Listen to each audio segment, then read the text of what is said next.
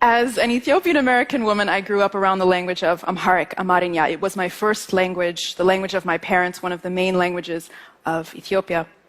And there are a million reasons to fall in love with this language. Its depth of poetics, its double entendre, its wax and gold, its humor, its proverbs that illuminate the wisdom and follies of life.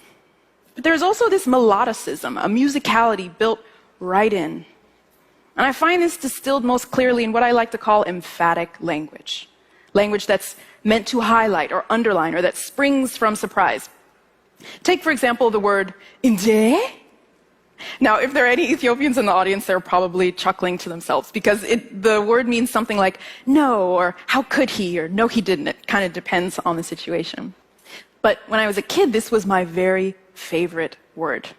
And I think it's because it has a pitch. It has a melody.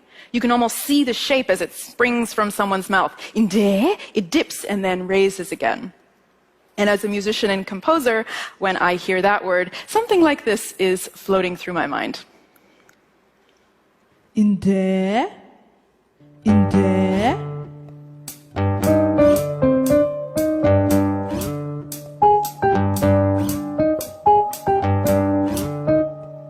Or take, for example, the phrase for it is right or it is correct. Likkino. Likkino, it's an affirmation, an agreement.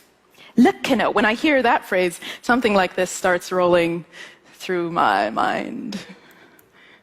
Likkino. Likkino. Likkino.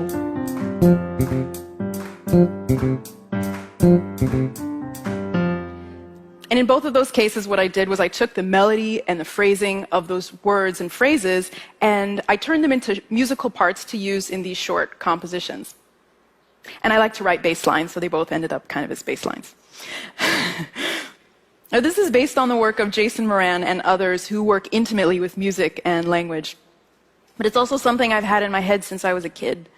How musical my parents sounded when they were speaking to each other and to us. It was from them and from Amarnya that I learned that we are awash in musical expression.